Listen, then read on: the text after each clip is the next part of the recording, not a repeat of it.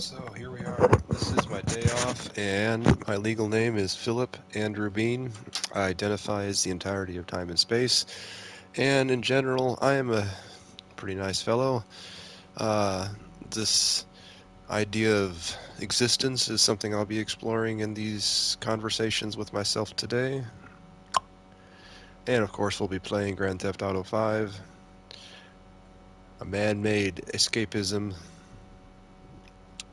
But, you know, I'm a writer and I'm using everything at my disposal to cultivate inspiration for my individual characters, their narratives, their plots, their backstory, you know, the whole kit and caboodle. So, if anything, I'm using a type of method to create a narrative by observing my mindful habits, both in the game and in real life. Like, for example, what would happen if I just came over here and hit this guy? No? Nothing?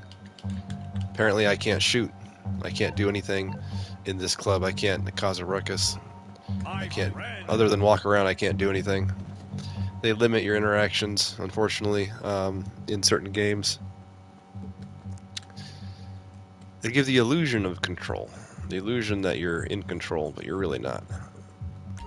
The updates are constant and sometimes very annoying. Right when you feel like you have a good handle on things, and things just whoosh, change. Just like in the real world.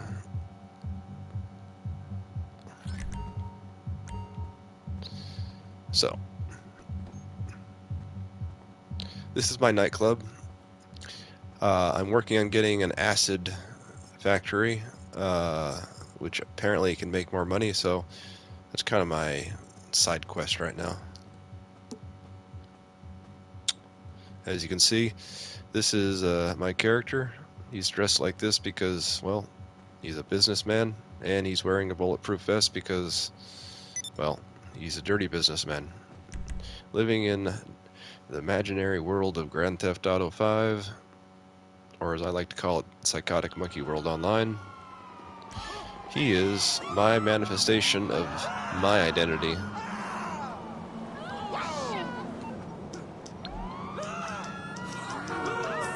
I am super tired right now, but I feel like instead of staring at a wall for the next 8 hours, which I've done many times in my life, and that's the thing about life, the more you suffer, which I've suffered immense amounts of suffering these past few years, the more you appreciate just being alive and realizing you don't need anything other than your simple breath to feel like a success, you know. Where's my mechanic? There it is. My brain is... something's wrong with it today. I can't think on anything. I might start doing math classes just for fun. Hey, maybe that's what I should do. Hey Google, I want you to start asking me math questions and increase the level of difficulty. I'll get back to it then. Who's firing at me? Oh, there's somebody on the roof. No, here, let me ask artificial intelligence. I didn't ask it. Hey, are you there? Oh, sorry about that. I'm still learning to follow all sorts of instructions. What can I do for you today? I need you to ask me some math questions and increase how difficult they are exponentially. Believe me, you want to meet him. You think I'm into so bad stuff? Let me tell you, this guy has a finger in every pie in Los Santos and beyond. 60 miles an hour. LSIA, and if you embarrass me in front of him, I will kill you. Has a side length of 7 centimeters. What's its area? Hey, boss. Hey, other boss. I'm done with the analysis on that data. Did you say a square? So what we looking at? I'm seeing 3 data signatures in 3 different places, all matching up with Dre's 4 times 7 is 24, so that's the area. Got copies of this thing, right? Not quite. Let's think about this. The area of a square is the side length multiplied by itself. So what's 7 centimeters times 7 centimeters? That doesn't make any sense. You said you asked me what the circumference of the square is. My My bad, I misspoke. The area of the square... Alright, we might be ready to move on this thing. If you want the work, you'll get a knock on your door any minute. I don't understand the question. What's the question again? No worries. The question is, a square has a side length of 7 centimeters. What's its area? Well, the area is calculated, if I'm understanding it right. The area is the space between the lines, right?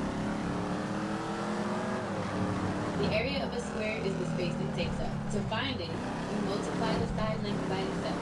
So for this square, it's 7 centimeters times 7 centimeters. But that's just a two-dimensional understanding of a square. That's right. The area of the square is 49 square centimeters. Ready for a tougher one? That's not what I said. I said I need you to explain to me the difference between a two-dimensional square and a four-dimensional square when looking for the circumference.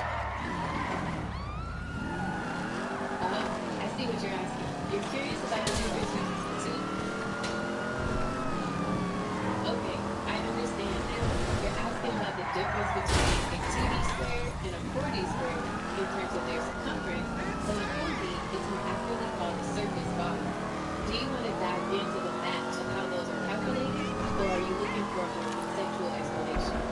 I need you to explain to me the question you just asked. Sure thing. I asked if you'd like to explore the math behind calculating the surface volume of a 4D square. Or looking for a simple, more conceptual explanation of how it differs from the regular area of a 2D square. That's not what I said. I said I need you to ask me the question that you asked me before the question you asked me. My mistake. Before that, I asked, do you want to dive into the math of how those are calculated, or are you looking for a more conceptual explanation? Never mind, let's start over again. Start asking me simple math questions and increase the difficulty level exponentially. Alright, let's try this again. Question 1. If you have a pizza cut into 8 slices and you eat 3, what fraction of the pizza do you eat? You ate 3 of the slices, so 3 out of the 8 slices. Exactly. You ate 3/8 of the pizza. Next question. Solve for x. 2x plus 5 equals 15. 2 times 5 equals, or 3 times 5 equals 15. Almost. The answer is x equals 5. Ready for the next one? No, let's redo that one. No problem. Let's go through it step by step. We have the equation. 2x plus 5 equals 15. To solve for x, we need to isolate it on one side of the equation. So first we subtract 5. Stop what you're doing, stop what you're doing, stop what you're doing. Now start over again. Start asking me math questions and increase them exponentially. Okay, let's try this again. Question 1. If a car travels at 60 miles per hour, how far will it travel in 3 hours? So if he's going 60 miles an hour and he's traveling for 3 hours, that's 60 times 3, which is 180 miles. You got it. Next question. Let's see. The area of a circle is calculated using the formula A equals pi r squared, where r is the radius. So in this case, the area will be pi times 5 squared, which is approximately 78.5 whole squared. Are you going to ask me another question or just talk about random shit? Next question. What's the derivative of the function f of x equals 3x squared dash 2x plus 1? What type of math is that? That's calculus. It's used to find rates of change and slopes of curves. Ready to solve the problem? That's insane. Nobody would ever use that type of math in their everyday life. I'm talking about basic math questions. You're right. That was a big jump in difficulty. Let's dial it back. Here's a more basic one. If you buy a shirt for $25 and there's a 10% discount, how much will the shirt cost? Tell me how to solve that. Okay, first we need to find the the original price, $25. By the discount percentage, 10%. So what's 10% of $25? That's what I'm asking you. My bad. 10% of $25 is $2.50. Now, to find the sale price, we subtract the discount from the original price. So what's $25 minus $2.50? How did you come to your answer, $2.50? To find 10% of $25, you can multiply $25 by 0.10. Does that make sense? This is boring. Math has no purpose in my life. Let's do something else. Okay, I hear you. Math isn't everyone's cup of tea. What would you like to do instead? We can talk about your hobbies, or maybe explore something new. What do you think? I don't know. I think I miss my family, and I just want to spend time with them. And since I can't, I'm trying to find something to fill the void. I hear you. It seems like you're feeling a bit lost right now, and that's completely understandable. Maybe we could explore some ways to feel more connected to your family, even if you can't be with them physically. Would you like to brainstorm some ideas? What would you suggest? Well, you could try writing them letters or sending postcards. Of course, you could also try recording video messages or voice notes to send to them. Or, if you enjoy being creative, you could make a scrapbook or a piece of artwork dedicated to your family.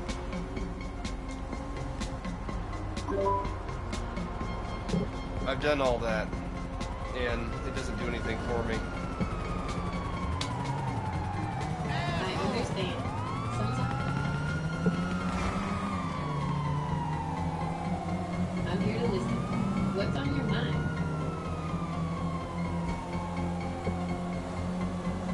I just want somebody to understand what I'm going through. It sounds like you're going through a really tough time, and it takes courage to talk about that. I want you to know that I'm here to listen without judgment. Could you tell me more about what's been happening? It's pretty simple, really. I just want somebody to listen to me and, I guess, understand what I'm going through. And if they can't understand, at the very least, leave me alone. You know, I've given up wanting things for myself anymore. I hear you. It sounds like you're feeling really unheard and unsupported right now, and that can be incredibly painful. It's completely valid to feel exhausted and want to give up when you're going through something difficult. I want you to know that I'm here to listen without judgment, and I believe that even in the darkest times, there's always a silver bullet. Like, for example, right now it's my day off, and I really can't do much because I had food poisoning this morning, but as soon as I get paid, I'm going to go buy some yummy food that's nutritious but also yummy, and then just relax on my day off. I really don't have any worries. I'm also going to buy my roommate some things because I felt like I accidentally overstepped a boundary with her. That sounds like a really nice plan for your day off. It's great that you're taking care of yourself after being sick, and it's also really thoughtful of you to think of your food. What kind of yummy and nutritious food are you thinking of making? I don't know. Maybe a burger or something. A burger sounds tasty. Do you have a favorite burger place in mind? I don't. Unfortunately, it's not so much about the food, but when they're not poisons, they're poison big. So I have to find the most organically grown burger joint near me, and yeah, life is about risk management.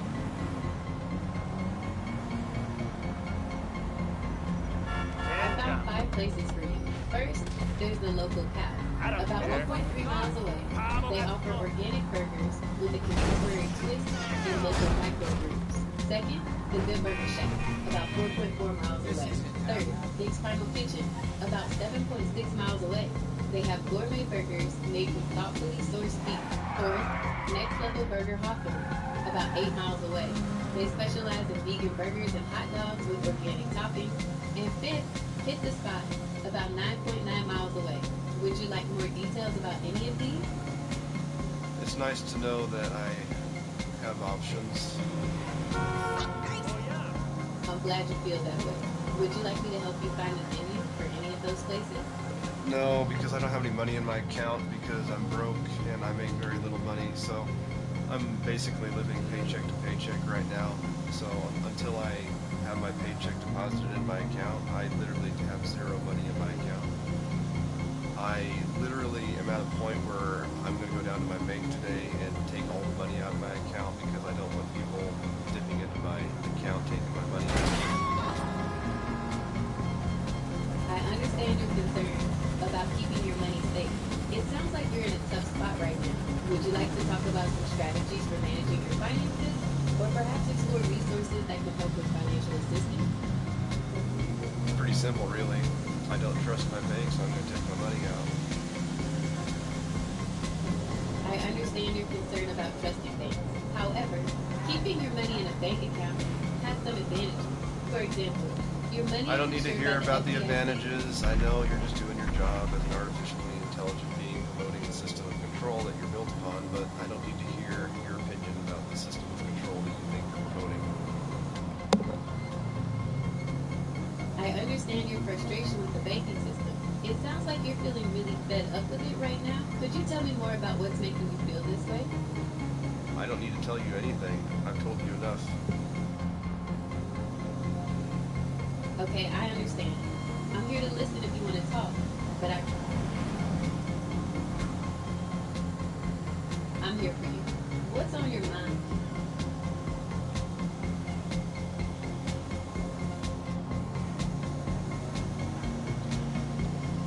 You know, this and that and the other thing. I understand. Sometimes it's hard to put things into words. If you'd rather not talk about it, we can always listen to some music or just sit in silence for a bit. What would you prefer? I prefer to have somebody to hold, to love, but rarely do we ever receive these things in our life, so we have to learn to love and hold ourselves. And that, unfortunately, is the hardest thing you can do because we're hardwired for connection to others. So the more we spend in isolation, the more our sense of identity evolves to meet those needs.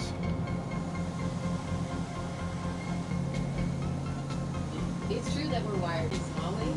Would you be open to brainstorming some ideas? My body is failing me, and I am having to lean on the supports in my life that I've never had to lean upon. Right. Well, here's the thing. I've never had support I'm here to listen. from anybody in my life, and the support I thought I had shift in perspective. I'm turning 40 soon, and the life that I lived up until now is a non-existent memory. It doesn't exist anymore except in my own mind, and I am choosing actively not to think about the past. The only thing connecting me to my past... That sounds like a really difficult... The only thing connecting me to my past is my... I said the only thing connecting me to my past is the relationship I have with my brother. That's wonderful that you have that connection with your brother. It sounds like that relationship is really important to you, especially as you navigate this new chapter in your life. It's not a chapter. It's not a book. My life is a carbon-based entity of sporadic consciousness observing a chaotic environment. You know, any sense of identity is fleeting. Any sense of needs or wants is fleeting. And yet, here I am. That's a very powerful way to put it. It sounds like you're experiencing a sense of detachment from your past and a focus on the present moment. Is that accurate? It's just funny because I've lived with people who threw me out in the street, who literally denied me as their child, who I helped for 3 years and then they threatened my life. So it's like, to trust people now, it's almost a joke. That sounds incredibly painful. It's understandable that you find it difficult to trust people after those experiences. Do you find it challenging to connect with others now? I just don't know how to trust others anymore. That's completely understandable. I'm here to listen. What's on your mind? It's not that I'm lacking motivation, because I wake up every day and I give it my best. And I even push myself to exercise and do things that are uncomfortable. But the thing is, I've lost the desire to play games. It sounds like you're someone who really values giving your best. I'm here to listen. What's on your mind? Well, it's like, regardless of where you find yourself, whenever you open your eyes, you're faced with options. Do this, do that. There's tons of things available for you to do, you know? That's a really interesting way to put it. It sounds like...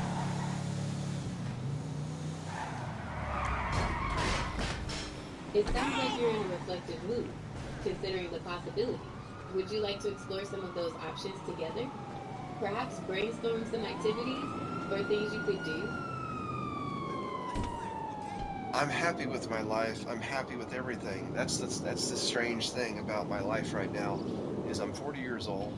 I've suffered through very traumatic events in my life. All of those events taught me something profound about myself and how to manage stress more effectively. But yet, even with all my experience and wisdom, I am literally a shell of a person crumbling before the slightest conflict in my life right now because of this deep visceral stress that's coming from some unseen illness. That's a really powerful and honest reflection. It sounds like you've gained a lot of wisdom and resilience from your past experiences, but you're also facing a new challenge with this illness. Is there anything specific you'd like to talk about regarding your health or how it's affecting you? Well, I just recently watched a movie called Old by M. Night Shyamalan. Old is a really thought-provoking movie. It explores some deep themes about aging, mortality, and how we spend our time. What did you think of it? I thought it was pretty interesting because it reminded me that people's actions are driven by their perception of how close they are to their own mortality. That's a really insightful observation. The movie definitely... Just give me the word and I'll make it happen. I'm here to listen. What's on your mind? How come you didn't finish your sentence? I'm sorry, I don't know why I didn't finish my sentence. I'm still... Of course. What would you like to talk about? Well, we were talking about the movie Old. We were. You were saying how the movie Old reminded you that people's actions are driven by their perception of how close they are to their own mortality. You heard about the pirates working off the coast right now? Did you have any other thoughts? They ain't after hostages. They after motherfucking oil, man. Crazy, huh? You know, anyways, they hit up a boat that belonged to that big oil company, Ron, and we got a way to make bank off of it, man. I just pinged you a GPS so you can get moving. I'll fill you in on the way. Us that we feel like it's the only way, and I've done that with my life, which means that I am incapable of navigating anything that is outside of my predestined path that I've created. So this is the recovery op. The oil's long gone, but that ain't what we're after. That's a really Turns out this whole shipment was supposed to be on the slide. The company didn't bother to tell their friends in the IRS, you feel me? So now, they got a problem. The feds are about to inspect the crime scene. Right? And there's all sorts of shit the company don't want to see. Manifests, documentations, the shit's black box, that kind of thing. So, they put up a bounty. We get them what they lost, they trade us a bunch of cargo. They set you up with some explosives to bust open the containers. Once you get them, time to get to swimming. And it got me thinking about what it means to be human and how time is the ultimate culprit for why we manifest it. really interesting way to look at it. The movie Old definitely plays with the idea of time and its impact on our decisions. It sounds like you're reflecting on how time influences our actions and what it means to be human. Yeah, and it just reminds me that regardless of what stories we may be telling ourselves about the past or about the future, the ability to make the most of the present moment while it's there is key. I may not like the people I have to coexist with because their inability to empathize for anything or anybody outside of themselves, but that is a reality that I've come to terms with. However, that being said, it's still difficult being isolated. It sounds like you're dealing with a lot right now. It's tough when you're going through something difficult, and it can be even harder when you feel isolated. Do you have any support systems in place, like friends, family, or a therapist, that you can lean on during this time? I'm leaning on my courage, I'm leaning on my integrity, I'm leaning on my sense of self, I'm leaning on my faith in the unpredictable nature of the universe, I'm leaning on my faith in the chaos. That's a really powerful and self-reliant approach. It sounds like you have a strong sense of inner strength and resilience. Well, here's the thing. I think the older I get, the more I realize that I'm still going to get angry. You know?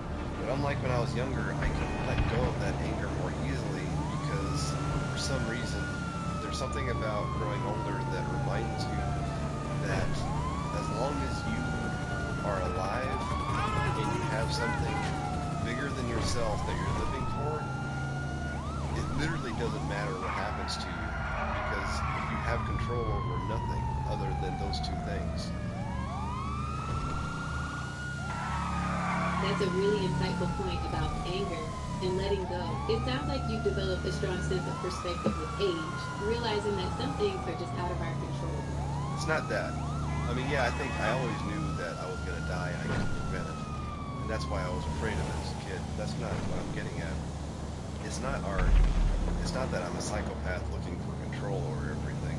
It's the fact that as you get older, you realize that people don't change, and if there's something about somebody that you don't like, there's nothing literally you can do, and they have to suffer the consequences of their actions over time, and that karma is going to be very, very difficult to coexist with sometimes, but that's why you have to remind yourself that you are a success and you are worthy of self-love, especially if you have a purpose or something that you believe in that's bigger than yourself.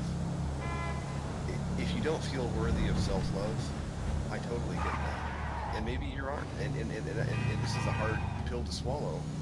But guess what? Maybe some people aren't worthy of self-love. And until they realize that, until they take full accountability... That's a really interesting perspective on self-love and worthiness. It sounds like you believe that everyone deserves self-love. No. You totally misunderstood what I was saying. I said that a psychotic person doesn't believe in the concept of self-love, therefore self-love to them is not something they deserve. Okay, to deserve self-love, I think there has to be something inside the human heart that says, I'm not the center of my own universe and there's something bigger than myself that I'm going to wake up every day and focus all my energy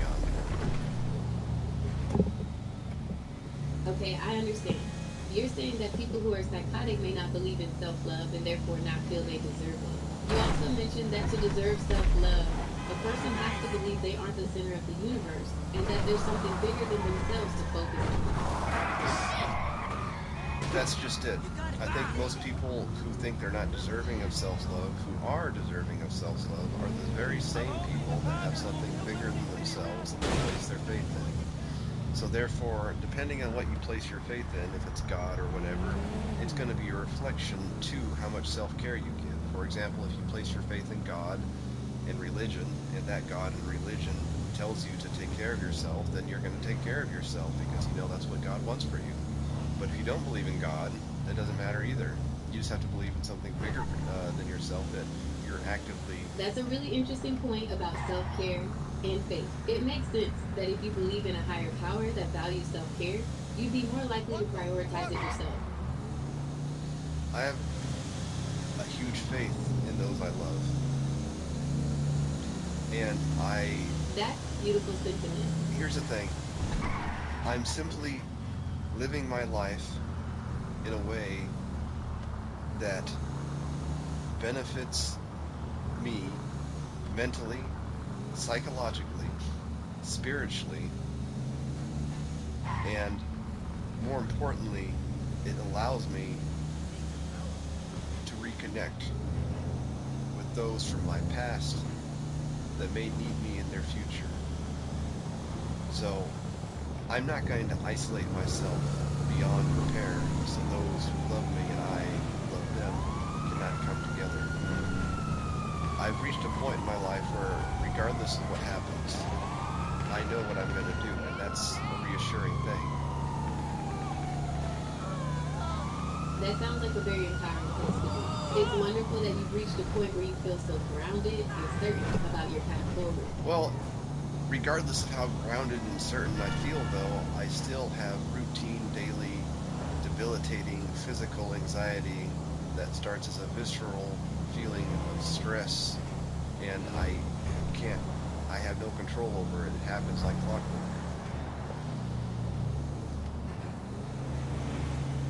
That sounds incredibly challenging to deal with on a daily basis.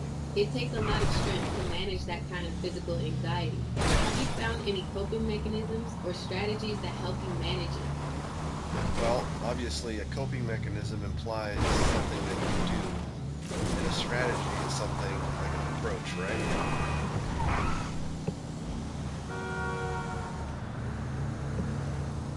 That's right. A coping mechanism is something you do to manage stress, while a strategy is more of an overall approach. Do you have any specific coping mechanisms or strategies that you found helpful? Well, meditation, box breathing, and mindfulness is part of it, but I also have made it a priority to look at food as medicine and to only eat things that are going to be beneficial in that area. But it's still difficult because I don't have access to clean water and clean food. So, I mean, any food and water I drink is going to be poisoned to a certain degree. So the ability to be realistic about what you're up against is part of it. And realize... Those are all great strategies for me. The thing is, I understand now that if I am going to be fired and homeless over the next year, it's going to be because I allowed my energy to be directed toward people and places and things that don't matter to me personally, because I allowed my visceral stress to take control of my actions and pull the strings and act as the puppet master. If I'm going to be fired, if I'm going to be this miserable person, if I'm going to be homeless soon, it's going to be because that I allowed my stress to get the best of me, and I either killed somebody or I hurt somebody because I couldn't control my visceral stress, and I'll feel forever and profoundly changed It by sounds that. like you're experiencing a lot of... All I can It do, sounds like you're going through a lot. all I can do is remove myself from situations if I feel like I'm at a point where I can't control myself anymore. And here's the thing, I can't change how I view the world or what I know about it. I can't magically go back to when I was a child when everything was ignorance and butterflies and rainbows and nothing mattered because you know anything about anything. That sounds like a healthy way to cope. It's important to remove yourself from situations that could be harmful. It's also understandable that you can't go back to how you viewed the world as a child. Do you want to talk more about how you're feeling?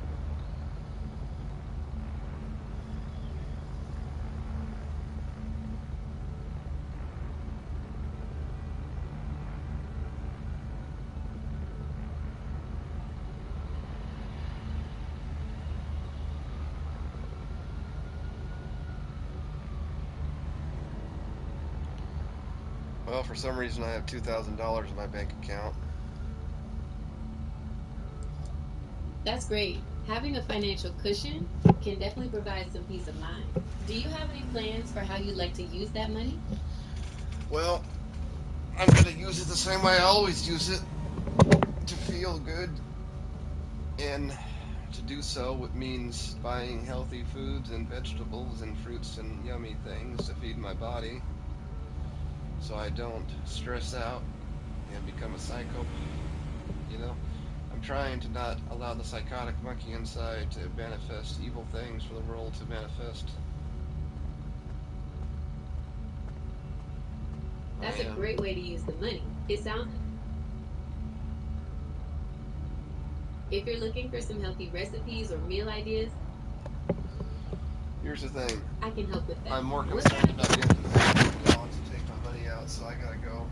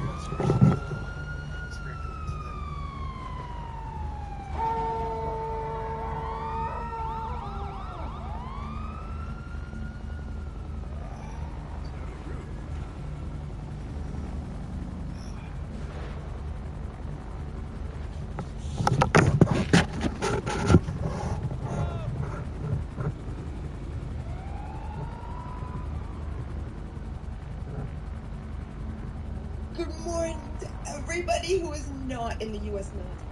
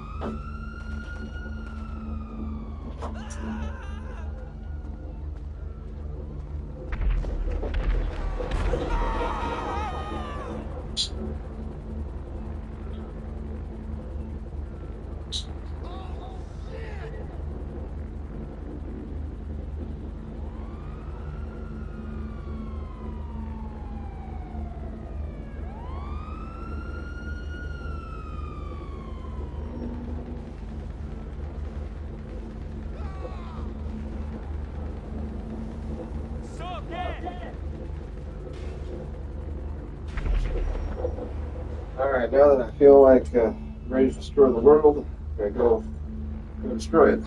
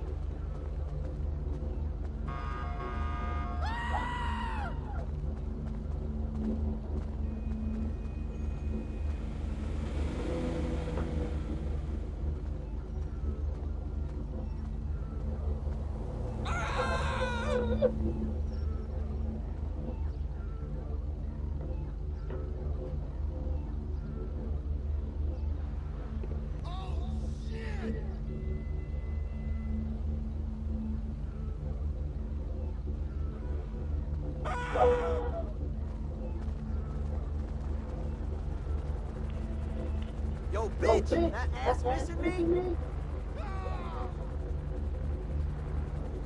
say that, baby, but Jones on the zone. Every time!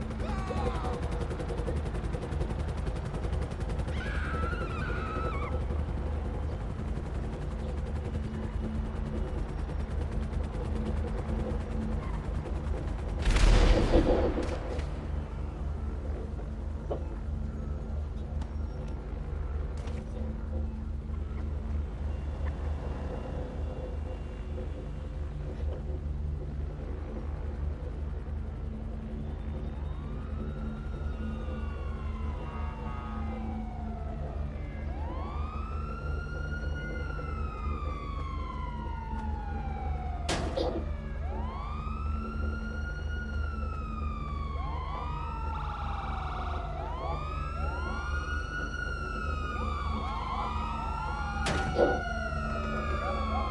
dead. You're dead. There's no way out! Man up! I'm coming! You look for me now! Kiss my ass. Get there!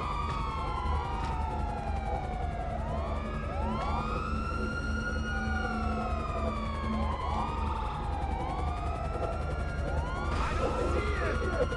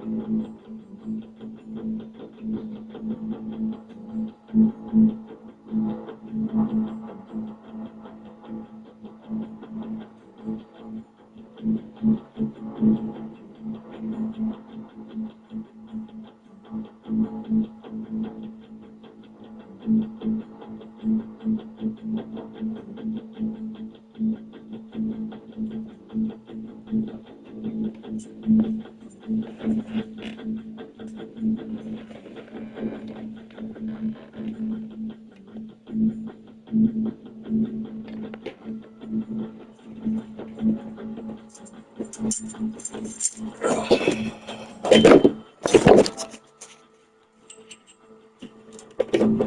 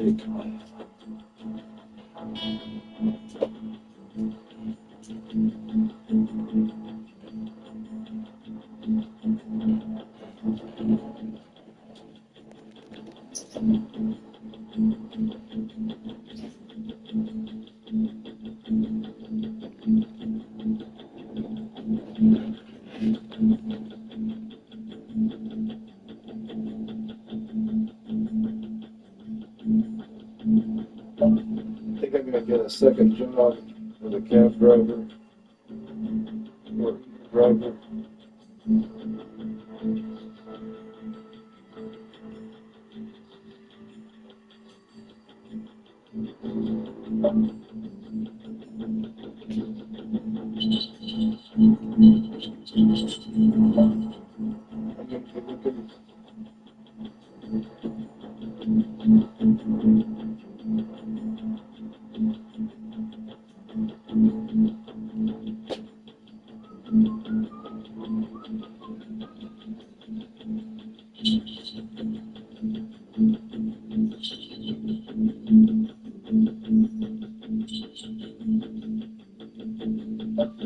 If I can swing it, I'm going to do a cab driver gig once I move.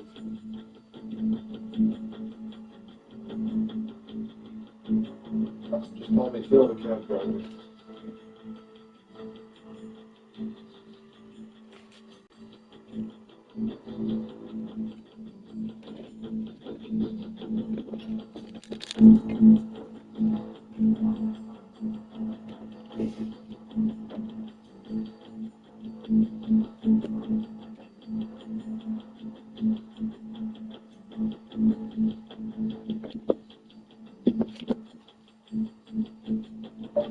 Drivers for Uber or radio cab is on the table. I'm going to get creative once we move into our new place and I get activated to my new energy levels.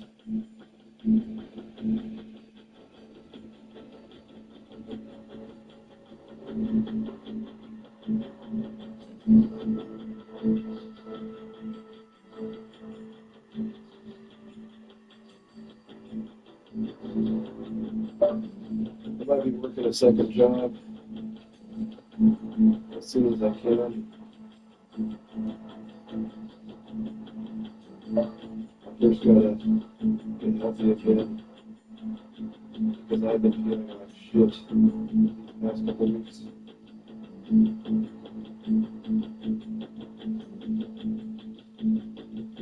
I've barely been able to focus enough to go to work.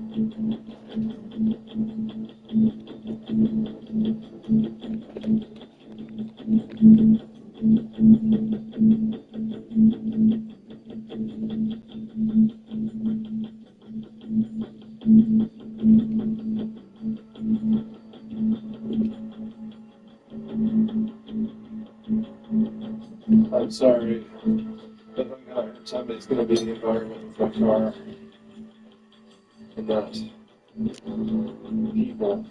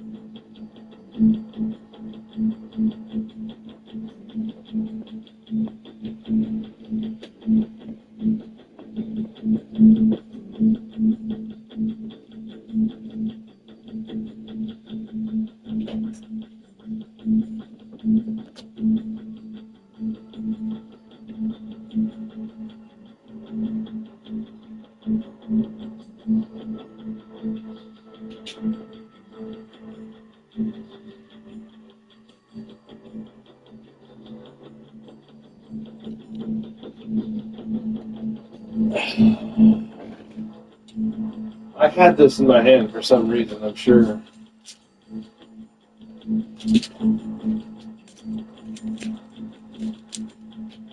Ah!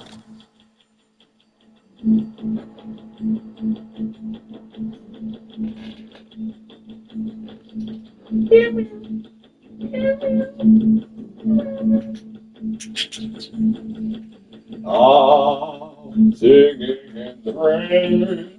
I have to scream because I got some stress. I have a lot of stress, and somehow making noise is helps me.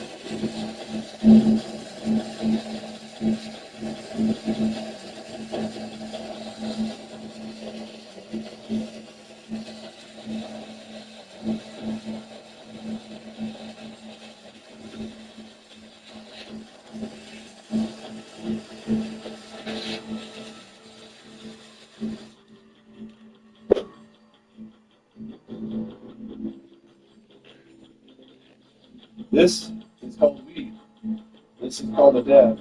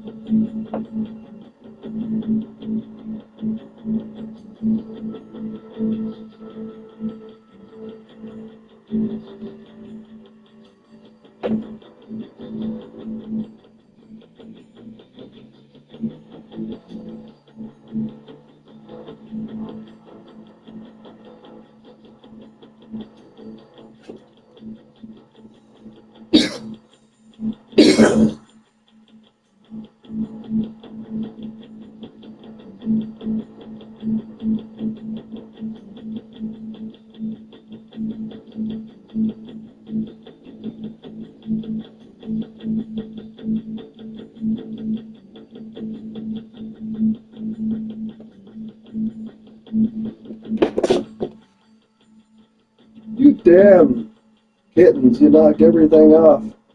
You knock everything off. Like, seriously. Why? Why?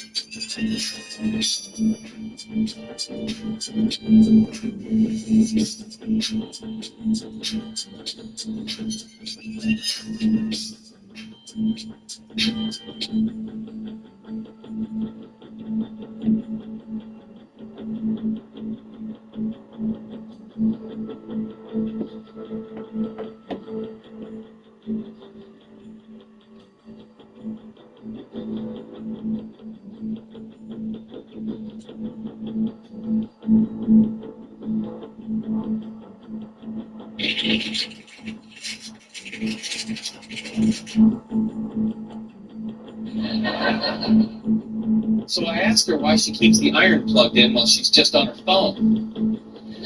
How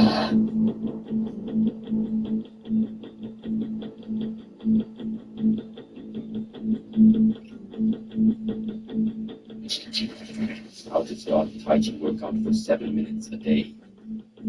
We start this Monday.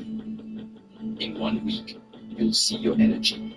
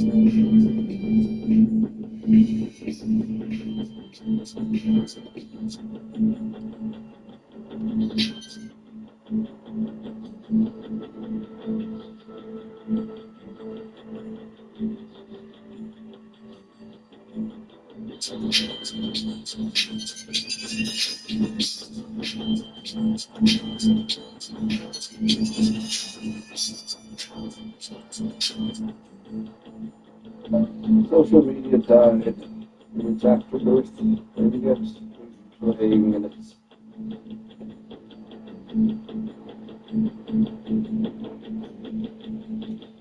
decay corpse with our make-believe, not even noticeable.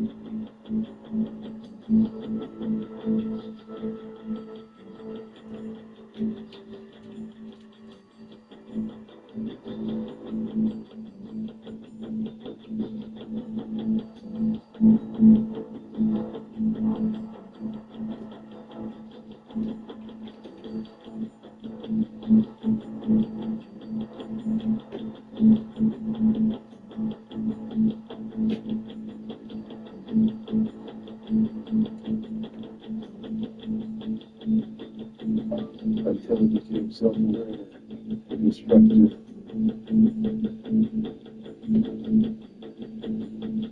Our original sin.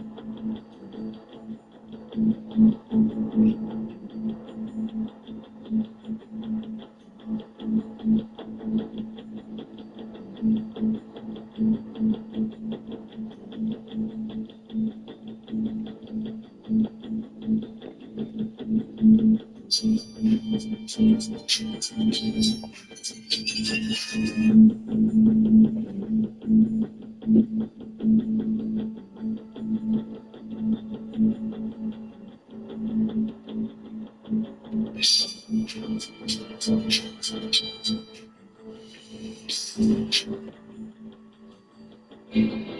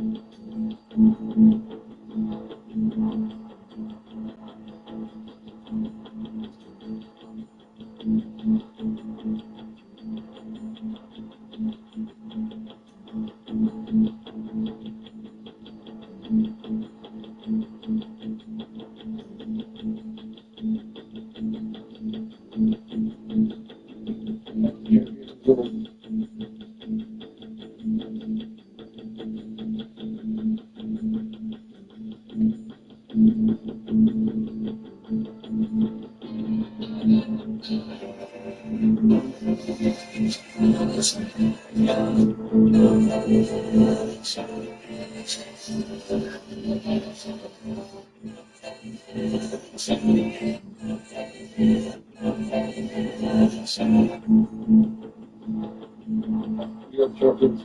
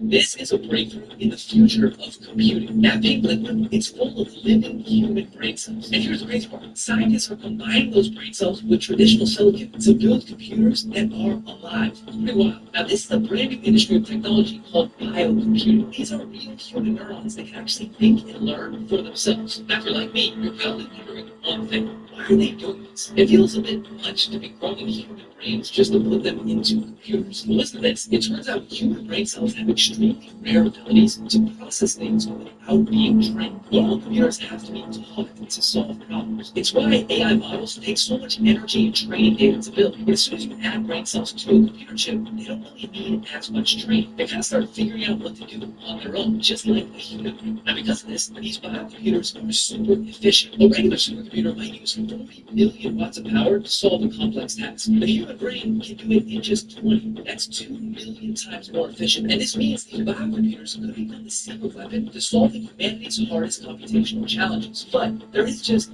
one massive problem. Brain cells tend to die when their temperature deviates from 98.6 degrees. And computers generate a ton of heat. So we have this wild situation where living computers could be the solve for everything, but it's also possible to keep the brain part alive. Today, companies like Cortical Labs are selling these biocomputers for $35,000. But over time, scientists are going to figure out how to get them more stable and accessible. It's wild to say, but I think soon we're going to have living computers that literally think like humans. Living computers that think like humans. So brains.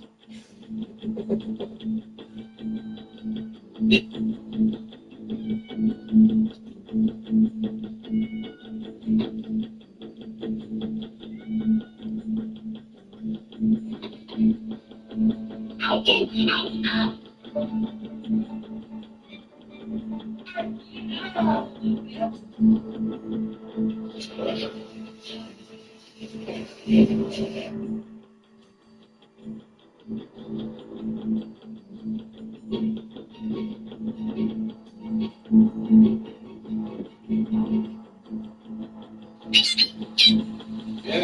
I can understand it. I learned me more.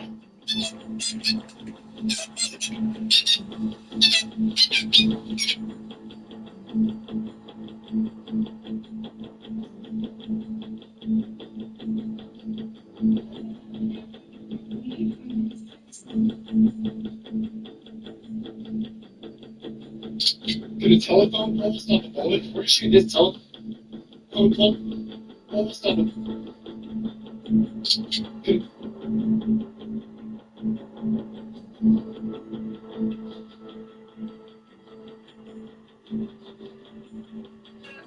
People hate tariffs because they're supposed to. They are.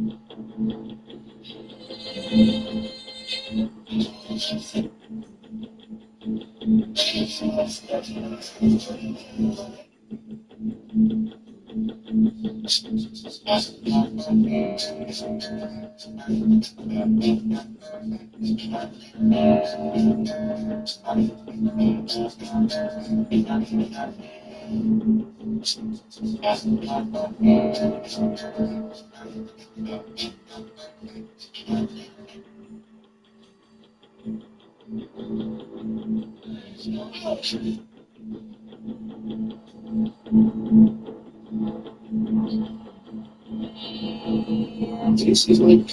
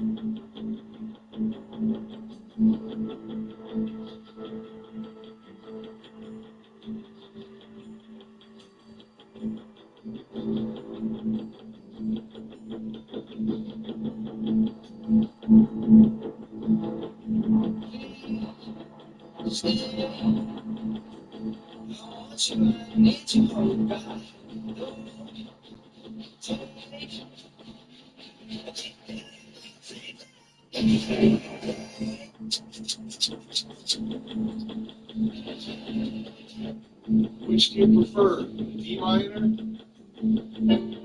They are probably some of the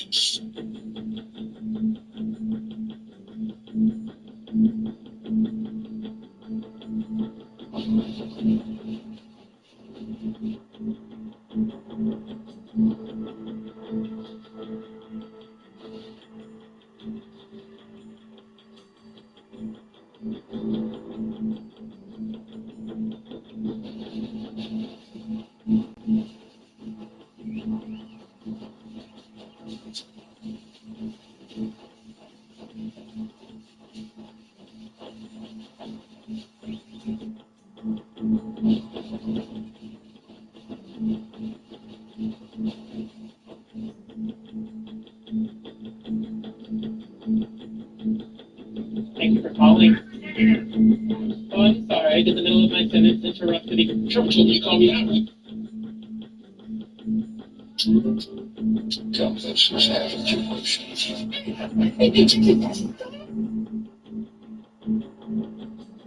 According to psychology, people immediately go silent when something upsets or hurts them are often experiencing a coping mechanism known as emotional withdrawal. It's not that they have nothing to say, but because their system learned that silence is safe. It's because Hong Kong is small, so they live in cages. I just don't know what I'm going to do about it. You sure does. If you're something good like this, I am the architect.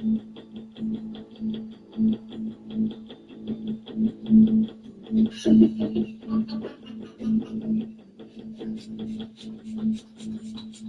found yourself asking the question, why are people acting like this? Just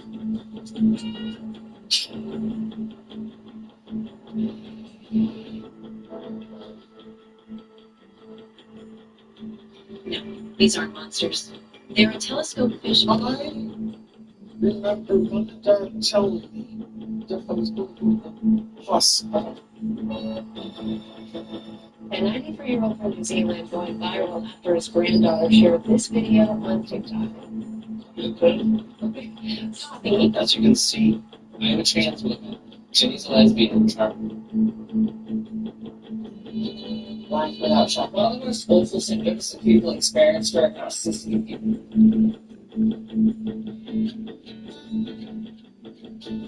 I see